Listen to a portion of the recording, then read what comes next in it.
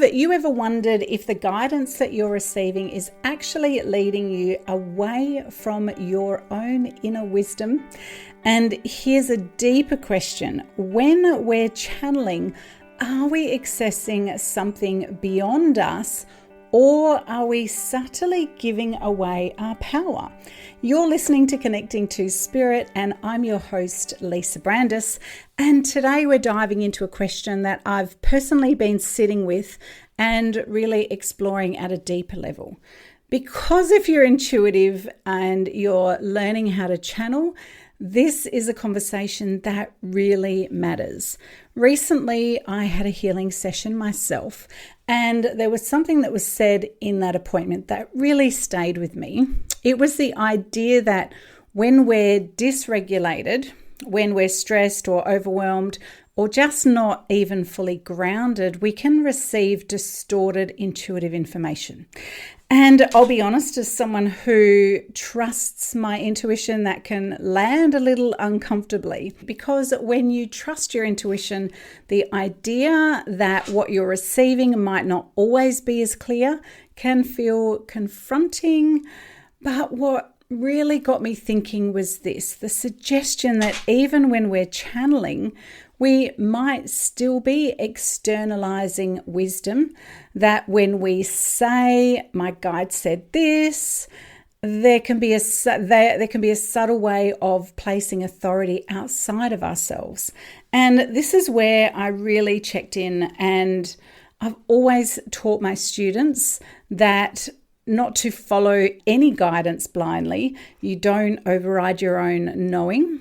And if something doesn't feel right, then you question it, and you then feel into it and you discern it. And it brought me back to something that I have reflected on before. What is the difference between, say, Wayne Dyer and Esther Hicks? So Wayne Dyer used to speak about inspiration, a higher wisdom moving through him, but he embodied it as his own voice.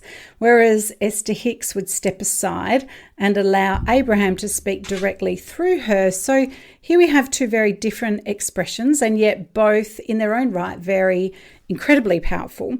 And this is where something really clicked for me, because the truth is both can be right at the same time. So when we are channeling, we may genuinely be connecting to a different level of consciousness, a distinct frequency, something that feels separate to us.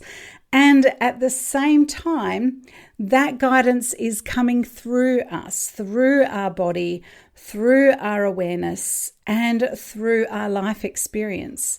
So it's never completely separate. It's a blend. And this is the difference. If we don't acknowledge that, we can start to externalize that wisdom. We can start to believe that it's coming from out there and not recognize our role in that exchange. And that's where the power can be given away. But when we do acknowledge it, and when we stay embodied, then we understand. So this is co-creation. It's guidance moving through me that is both the channel and me. And that's where I believe true empowerment sits. And in my own work, I've experienced both. There are times when I'm fully present, translating, guiding, communicating. And then there are moments when it genuinely feels like Anya steps in, and the tone shifts, the energy in the room shifts, and it feels distinctly different to my human perspective. And I do trust that experience. I remember early on when Anya told me that she was Pleiadian, she actually told me not to go and research other people's experience of that energy, because each person connects through their own consciousness. So that kind of made sense to me at the time, although I did go and Google it. But we're not just receiving, we are co-creating the experience. So therefore, any representation that would be her coming through me will create a new frequency together. And it brings me to something more recent after many years of teaching and then a period of working online, I went to a live event and I was watching this speaker on stage, and he was completely in his element. He was authentic, he was connected, he was sharing his message with his heart, and something inside me lit me up. And it just reminded me of what I used to experience when I was teaching in person and on stage. That connection, that presence, and that feeling of being in alignment with source and inspiring an audience. And I remember thinking to myself, I could be doing this again. And then something deeper happened as I reflected on the experience with some time after that event. I realized something important, that what I was seeing on stage was the final result. And behind that, I know, because I've run big events, there's a team and a structure and a system and a whole nother level of organization that led to creating that experience on stage. And while part of me felt really inspired, and another part of me also recognized that this doesn't fully resonate for me right now. And that is an example of discernment. Discernment, not judgment. Judgment says, I don't like that, or that thing that I'm watching or perceiving is wrong. Discernment says, I see that. I can feel what it's like and what it's being created, but that's not for me right now. So it allows you to take inspiration without needing to replicate it. And this is exactly the same, I believe, with channeling, with readings, with guidance. Just because something comes through us doesn't make it the absolute truth, because we're still human. We are still interpreting the messages, we're filtering them, we're translating them through our own awareness. And that also means that our state matters. Our energy matters. Our intention really matters. So what supports clarity? Being grounded, being regulated, and setting a clear intention. And practices like Reiki naturally bring you into that state, so that when you're channeling, you're not just receiving, you're holding a clear, aligned space. And actually, I want to do something a little different here. Rather than just talking about this, I'm going to take a moment. I'm going to ground my energy to connect and to bring a message through from Anya. And as you listen, I want you to notice how it feels.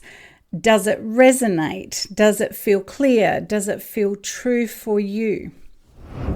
Yes. It is a beautiful experience to be able to work with you, Lisa, and to blend with you, and to be able to share our perception, our messages with you, through you, to reach those that are picking up the frequency of our voice, our resonance, our tone that is co-created with you, with your voice, your message, your desire and your intention to bring not only healing, but to bring spiritual awakening to those that are here and ready to learn and to develop and to grow with their intuitive awareness and those intuitive skills that are just waiting to be awakened by the human that is perceiving and sensing and intuiting both the non-physical reality and the physical reality.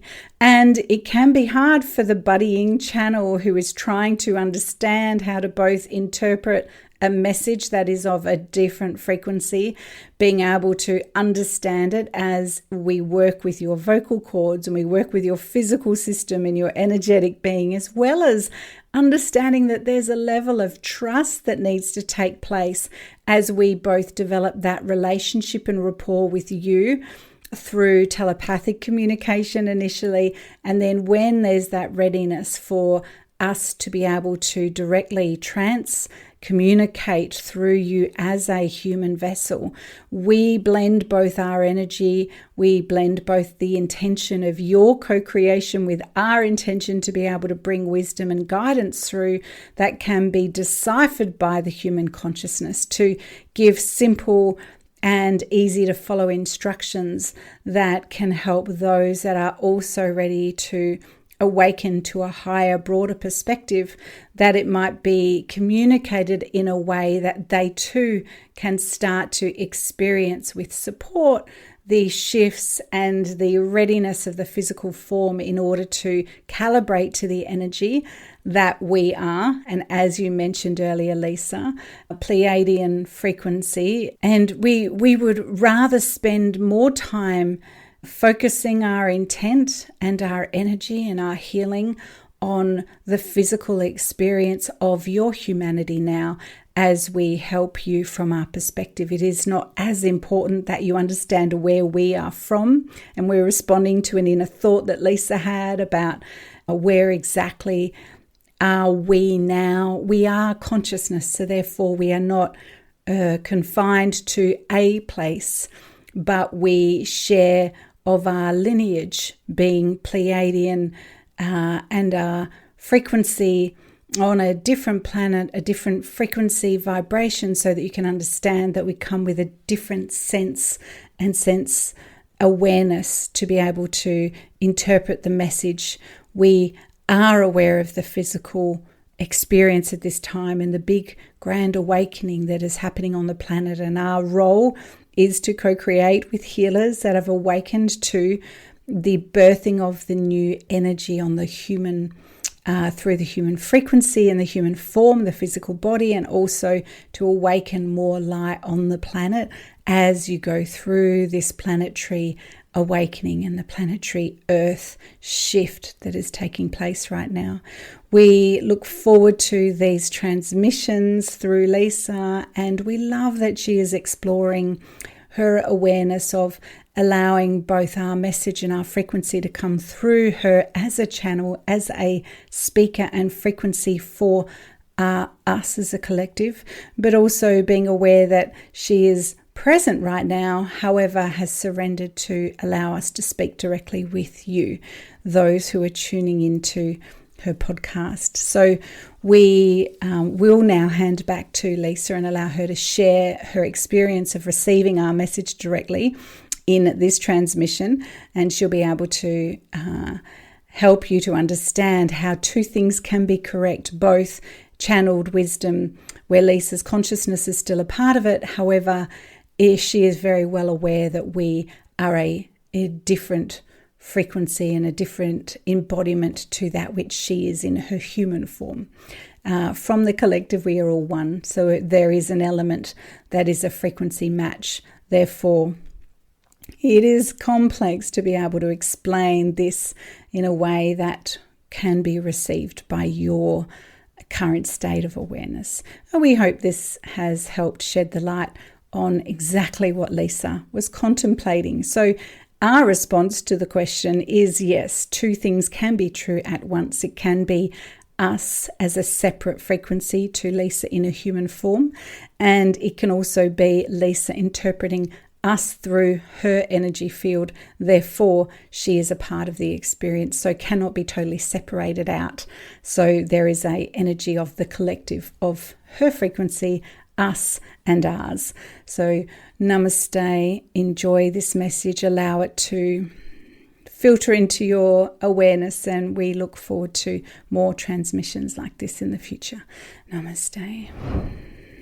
Yeah, it is always such a privilege to be able to feel her presence and feel Anya's energy. And yeah, I am back. I'm aware that I was holding space, and the best way that I can describe what it's like when Anya comes through is that it's like sitting in a room and I'm listening with you to her message, but it's coming through me. So I'm in the room feeling the message as I'm translating it, but I'm not consciously translating and had no idea what she was going to say before she came in and said it. And then there's also parts of me where I have a question in response, like my mind questions something that she said, and it's almost like there's a frequency and I bring a signal in. My thoughts bring a signal into the frequency, and then if she chooses to, she can respond to the thought that I put into the stream of consciousness that she was sharing. So I hope that explains the channeling.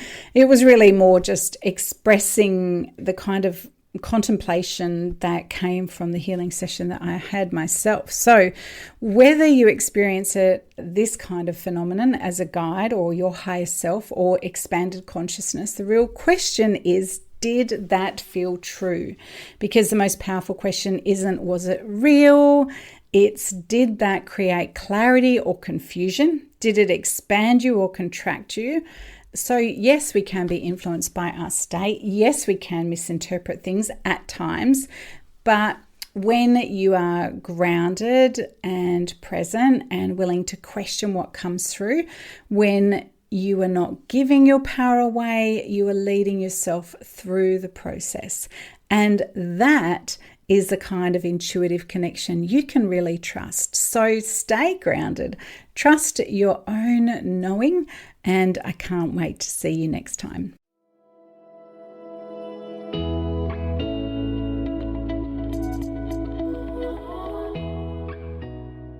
I just wanted to say thanks for listening today. We know there are a lot of podcasts out there, and you took time out of your day to dive into this episode, and I want to say thank you so much. If you'd like to learn how to become a powerful psychic healer and spiritual teacher, head on over to intuitivereiki.online and you can get started by taking my free quiz and discover your unique psychic gifts. Plus, there's heaps of course information, and you'll access a really great bunch of really helpful tools to support you on your path. We really want to see you build a soul-led practice that creates abundance, builds confidence, and the freedom to serve in the way you were born to. Remember, the world needs your powerful and unique teaching. I'll see you in the next episode.